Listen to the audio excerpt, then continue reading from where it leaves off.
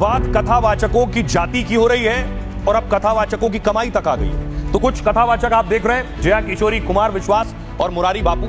आइए इनके बारे में आपको बताऊं, क्या लोग इनकी जाति और समाज देखकर इनकी कथा सुनते हैं? इनकी कथाओं में तो हजारों लाखों लोग आते हैं। देखिए जरा कौन कौन से कथावाचक हैं। सबसे पहले अनिरुद्धाचार्य, असली नाम अनिरुद्ध राम तिवारी, यानी ब्राह्मण समाज से आते हैं। मध्य प्रदेश के जबलपुर के रहने वाले हैं। पिता भी इनके पुजारी थे। वृंदावन में गौरी गोपाल के नाम से आश्रम चलाते हैं और एक दिन की कथा की फीस अंदाजन 80,000 से 1 लाख रुपए लेते हैं। मुरारी बापू अन्य पिछड़ा वर्ग से आते हैं और छोटी उम्र से ही राम कथा करते आ रहे हैं। देश विदेश में 800 से ज्यादा राम कथाएं कर चुके हैं। उनकी कथा के आयोजन में 1 करोड़ रुपया का खर्च आता है। रामपाल महाराज हरियाणा के सोनीपत के रहने वाले, किसान परिवार में जन्मे और जाट समुदाय से आते हैं। हिंसा के आरोप में फिलहाल जेल में बंद हैं और एक सत्संग के से 4 करोड़ रुपए तक कमाई होती थी इनकी।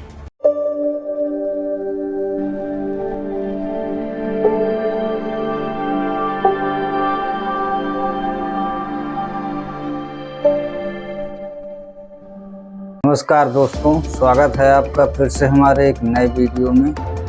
आज हम बात करने जा रहे हैं उस झूठ की जो देश की दलाल मीडिया और भारत ने लाखों लोगों को गुमराह करने के लिए फैलाया।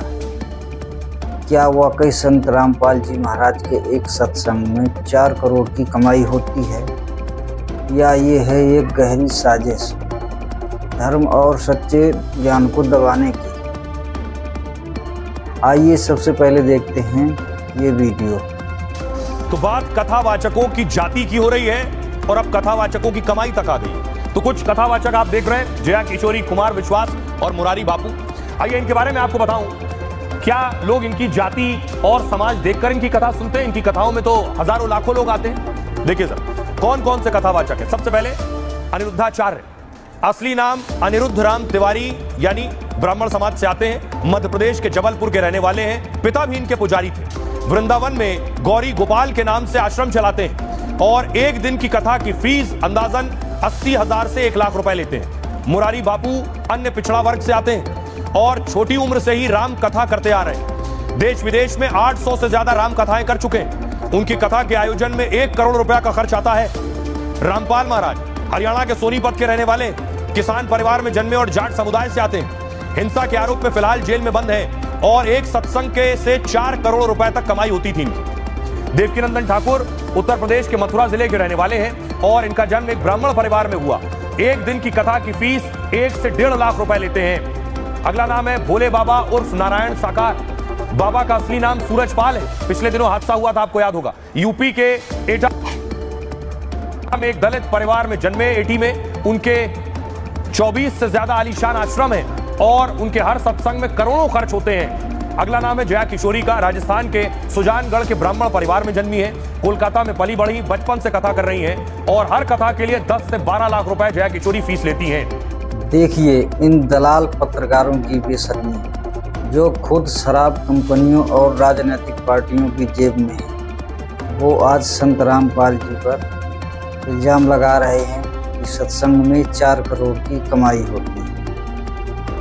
सवाल ये है, क्या किसी संत का काम समाज सुधार करना है या पैसे कमाना है? और असली सवाल ये है, क्या संत रामपाल जी ने कभी सत्संग के नाम पर पैसा लिया? अब इन झूठ बातों की खाल उधेड़ने का वक्त आ गया है। आइए तथ्यों के साथ जानें संत रामपाल जी महाराज कौन हैं और सच्चाई क्या है। पहले बात करते हैं संत रामपाल जी की सादा जीवन शैली की। ना कोई लग्जरी कार, ना कोई निजी संपत्ति, ना कोई 5 स्टार सुविधा, बल्कि एक साधारण आश्रम जहां भक्तों को मुफ्त भोजन, वस्त्र, दवाई और ठहरने की सुविधा दी जाती है।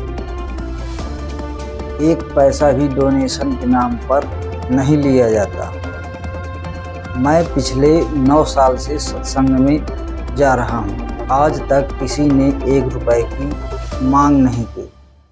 संत रामपाल जी के सत्संग और भंडारे बिल्कुल मुफ्त होते हैं। ना टिकट, ना रजिस्ट्रेशन, ना चढ़ावा, ना चंदा। लाखों लोग एक साथ भोजन करते हैं। मीडिया कहती है एक सत्संग में 4 करोड़ की कमाई होती है। सवाल ये है कैसे? क्या टिकट लगता है? क्या प्रसाद बिकता है? क्या वीआईपी पास बिकते हैं? नहीं। तो फिर पैसा कहाँ से आ रहा है? जिन्हें आप कथावाचक कहते हैं वो क्या करते हैं? स्टेज सजता है, माला पहनाई जाती है, फिर भक्तों से लाखों करोड़ों रुपए चढ़ावे के नाम पर वसूले जाते हैं। कई कथावाचक तो बाकायदा रेट फिक्स करके कथा करते हैं लाखों में। लेकिन संत रामपाल जी कभी कोई माला नहीं पहनते, कभी कोई चढ़ावा नहीं लेते। उनका तो एक ही उद्देश्य है, आत्मा का कल्याण और समाज की सुधार। अब सोचिए क्यों मीडिया बार बार संत रामपाल जी को निशाना बनाती है? क्योंकि वो अंधविश्वास का खंडन करते हैं, नशा, दहेज, मूर्ति पूजा, पशु बलि जैसी बुराइयों को ख़त्म करने की बात करते हैं। और सबसे बड़ी बात, वे वेद, गीता और पवित्र धर्म ग्रंथों के साक्ष्यों से समाज को जागरूक करते हैं। आइए देखें वो सत्संग क्या देता है, जिसके पीछे मीडिया करोड़ों की कहानी गढ़ रही है। प्रथम है अन्नपूर्णा मुहिम, भूखों को मुफ्त भोजन।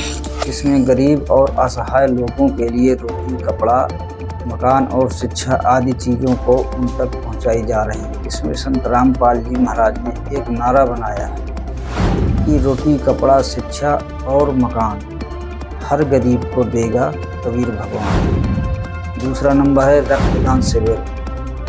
हजारों यूनिट हर महीने यानी कि हर समागम में रक्तदान किया जाता है, जिससे कि लोगों की जान बचाई जा सके।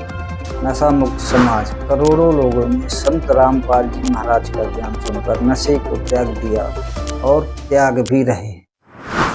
बाल विवाह, दहेज मुक्त विवाह, दहेज फिजूल खर्च का बहिष्कार, धार्मिक एकता और आध्यात्मिक ज्ञान। तो मित्रों, आज मीडिया टीआरपी के लिए कुछ भी बोलेगी, पर सच्चाई को दबाया नहीं जा सकता।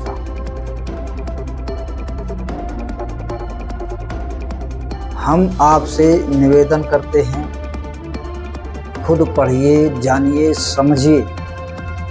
संत रामपाल जी महाराज के सत्संग को निःशुल्क सुनिए, फिर खुद निर्णय लीजिए। झूठ का पर्दाफाश कीजिए, सच्चाई को फैलाइए। कमेंट में लिखिए, सत्य कभी छुप नहीं सकता। तो अब सोचिए, क्या मीडिया इन बातों को नहीं जानती? जानती है, पर क्यों नहीं दिखाती? क्योंकि ये मीडिया अब पत्रकारिता नहीं करती, ये दलाली करती है। अब सवाल आपसे है, क्या आप इस दलाल बिकाऊ मीडिया चैनल पर विश्वास करेंगे, जो सच बोलने वालों को बदनाम करते हैं?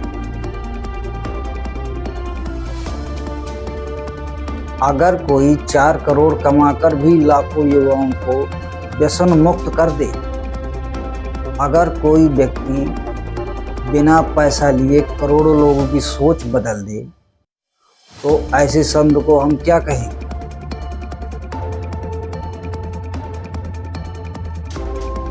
हम कहेंगे वो सच्चा संत है, और जो उस पर झूठे आरोप लगाए वो दलाल पत्रकार। तो आइए मिलकर ऐसे मीडिया को सबक सिखाएं।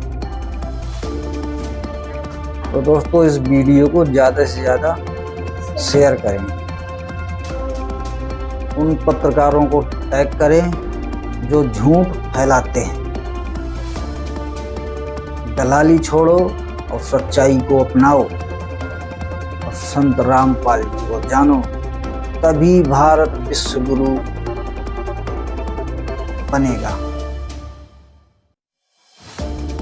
तो दोस्तों, कैसी लगी वीडियो? अपनी राय कमेंट में बताएं और वीडियो को अपने दोस्तों रिश्तेदारों तक जरूर पहुंचाएं। वीडियो को लाइक करें और चैनल को सब्सक्राइब करें और बेल आइकन का बटन जरूर दबाएं। तो दोस्तों, आज की वीडियो में इतना ही और मिलते हैं नेक्स्ट वीडियो में। तब तक के लिए जय हिंद, जय भारत।